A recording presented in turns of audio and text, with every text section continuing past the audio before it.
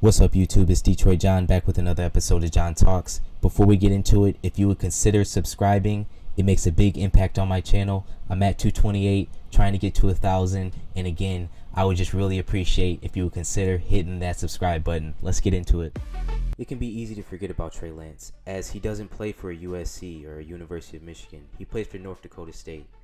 And honestly, thanks to North Dakota State, he's been overlooked. And honestly, scouts have not seen a lot of him.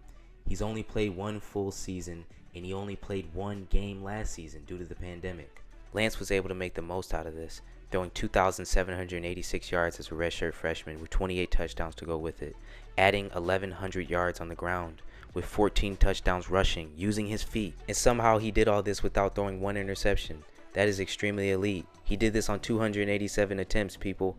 28 touchdowns, no interceptions, and Lance was finally starting to get his credit as he was named the Walter Payton FCS Offensive Player of the Year that season. Lance's physical makeup and football skills will endear him to any NFL team. His running ability is also similar to that of Wyoming quarterback Josh Allen, who is now dominating with the Bills. So he doesn't have Josh Allen's arm, but he's going to be able to help an NFL team out immediately with his legs and mobility. We see in guys like Lamar Jackson, Kyler Murray, and Patrick Mahomes where the NFL is going. And we see what's happening to guys like Matthew Stafford, where the pocket is collapsing. You got to be mobile. At 6'3", 205 pounds, Lance is a physical quarterback who knows how to use his body. He tucks the ball, and he's an elite runner. He can get touchdowns in the red zone. He's also a threat on third down to get that first down. I think the real risk is passing on Trey Lance. I mean, legitimately, how many prospects do you see with this guy's makeup, mental ability, and his physical ability combined with his production? You don't really see it. It doesn't come along much, guys. It really does not, especially at the quarterback position. And I want to say this. I've been saying that we should get rid of Stafford. I've always said that. I've been consistent about it.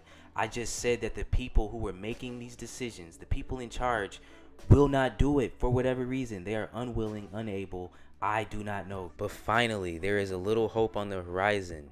Finally, the Lions can look to somebody in this new Brad Holmes guy, our new GM, guys. We just hired a new GM who could take a different look at this pick, a different one than Bob Quinn would have. He's going to look at this from a statistical, a new age perspective. He's 41 and he understands the nuances of the game.